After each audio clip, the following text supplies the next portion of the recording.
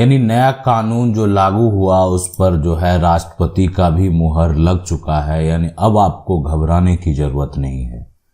अवैध कब्जा हटाने का कानून, देखें कोई भी जमीन का मालिक है जो आप कह सकते हैं, जैसे यहाँ पर सावित्री बाई जो है वो इस जमीन का, इस प्रॉपर्टी का टाइटल होल्डर है। कहने का मतलब है ये जमीन के वो मालिक हैं जिनके पास जमीन का कागजात है। वो कागजात के तौर पर इनके पास वसीयत हो सकता है, खतियान हो सकता है, जमीन की रजिस्ट्री हो सकती है, और इन सभी कागजात के आधार पर लगान शुल्क जो है दिया जाता है। उसके बाद हो सकता है कि उनके पास वो रसीद भी हो। ये सारे दस्तावेज उनके पास हैं। लेकिन हम आपको बता दें कि अगर इनकी जमीन को, सावित्री बाई के जमीन को अगर कोई जबरन कब्जा कर लिया है, ये कैसे कब्जा हटाएंगे? अब इनके बस की बात है नहीं कि ये जो है बल प्रयोग कर सकें। सीधी सी बात ऐसे समझें कि मान लेते हैं इनका जमीन है, अब ये जमीन के मालिक हैं, इनकी प्रॉपर्टी है, लेकिन इनका जो है ये बस का नहीं है कि ये बल प्रयोग कर सकें और बल प्रयोग के आधार पर जो कब्जा करने वाले हैं उनसे प्रॉपर्टी वापस ले सकें। हमारा कानून क्या कहता है? कब्जा के आधार पर जो मालिकाना हक का दावा है वो क्या कहता है? तो इसलिए हम आपको बता दें, देखें बहुत लोग ऐसा सोचते हैं कि अगर उनका जमीन पर कब्जा है तो जमीन मालिक उसको नहीं हटा पाएंगे। लेकिन हम आपको बता दें कि आपका जो पजेशन है ना, पजेशन सिर्फ आपको जीवन यापन का अधिकार दे सकता है ना, लेकिन वो आपको मालिक जो है इतनी आसानी से नहीं बना सकता। उसके लिए आपको एक लंबी लड़ाई लड़नी पड़ेगी। यहाँ भी वैसा ही कुछ हुआ। ये जमीन है और ये सावित्री बाई की जमीन है और इस पर जो है एक व्यक्ति का अवैध कब्जा है। अब इनका अवैध कब्जा है तो अब क्या करेंगे? सावित्री बाई के पास क्या विकल्प है? क्या कहता है नया कानून? तो सावित्री बाई जो है सबसे पहला काम क्या करेगी? सावित्री बाई का अगर कोई जमीन जाकर जबरन कब्जा कर लेगा तो उसके बाद सावित्री बाई को जो है एक एफआईआर दर्ज कराना होगा।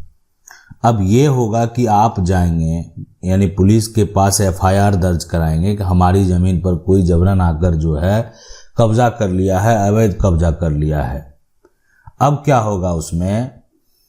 अब ये अकेली महिला है, इनके पास क्या ऐसा जो है, ऐसा तो नहीं है कि वो बल प्रयोग करके कब्जा हटा लेंगे। तो वो उन्होंने एफआईआर दर्ज कराया। लेकिन नया कानून जो आया ना, नया कानून में एक धारा है, यानी पहले जो है आप बात करें सबसे पहले पुराने कानून की, तो हम वो भी आपको बता देते हैं कि जो पुराना कानून है, पुराना कानून वो यानी इस तरह का जो मामला होता था तो आईपीसी की जो धारा है, धारा 441 और 447, ये सभी धाराएं हैं जो कि जिसके तहत जो है उस व्यक्ति के ऊपर एफआईआर दर्ज किया जाता था और उसके ऊपर कार्रवाई की जाती थी। लेकिन अब यहाँ पर क्या है कि नया कानून लागू हो चुका है, राष्ट्रपति का उस पर मुहर लग चुका है। अब नई धारा जो है उसके तहत कार्रवाई की जाती है। तो अब नया जो कानून है वो कानून है बीएनएस यानी भारतीय न्याय संहिता। ये जो कानून है यानी ये है यहाँ पर भारतीय न्याय संहिता।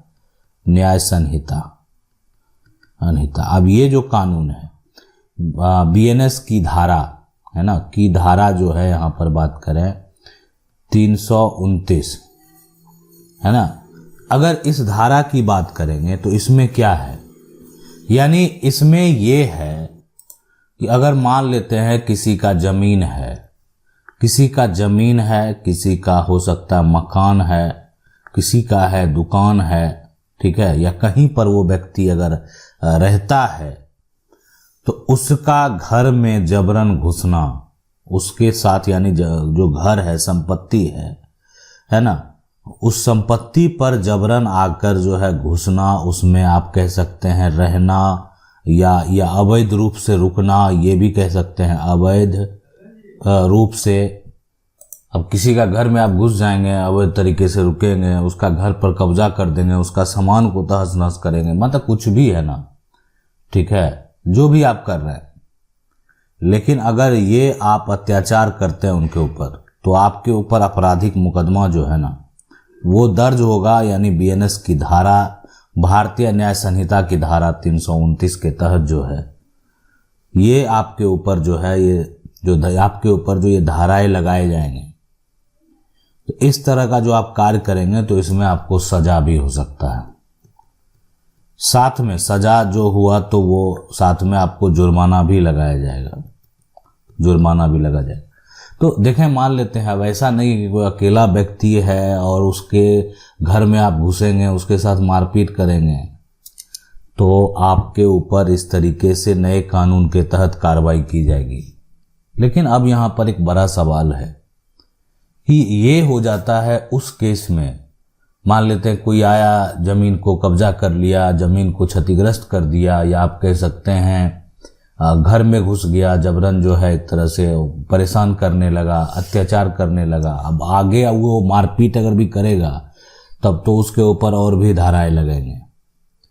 तो इसलिए ये जो नियम कानून है, लेकिन अब यहाँ पर बात आ जाता है कि सावित्री बाई का जमीन जो है ना वो आज से कब्जे में नहीं है, लंबे समय से कब्जे में है। यानी जिससे विवाद है आज से वो जो है कब्जा करके नहीं रखा हुआ है।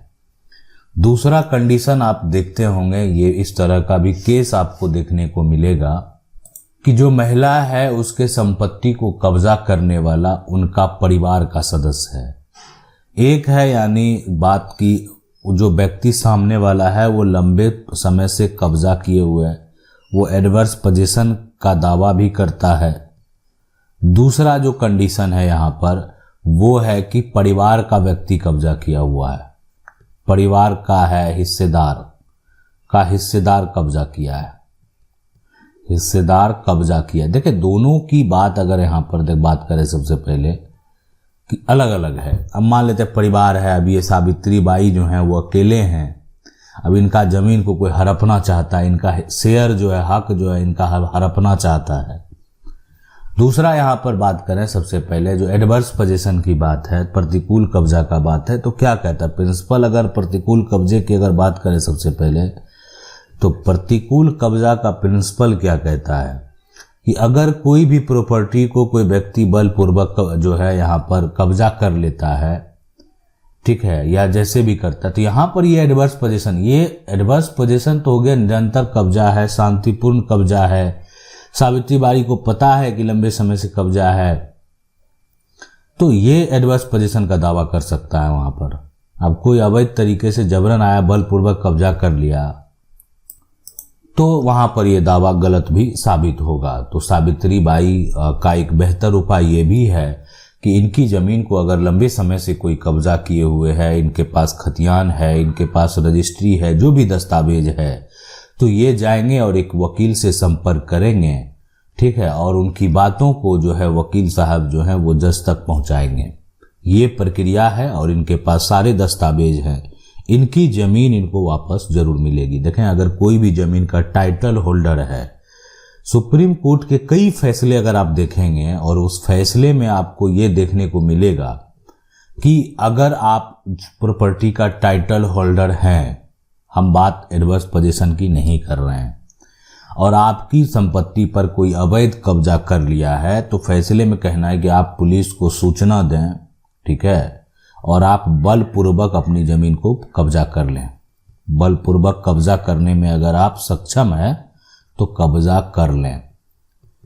यानी बात कर रहे हैं अवैध कब्जा, कोई जाकर आपकी जमीन को अगर कब्जा कर लिया है तो आप कब्जा बलपूर्वक खाली करा सकते हैं, सुप्रीम कोर्ट का कहना। देखा, आपकी संपत्ति है और आप अपनी संपत्ति का रक्षा नहीं करेंगे तो कौन करेगा।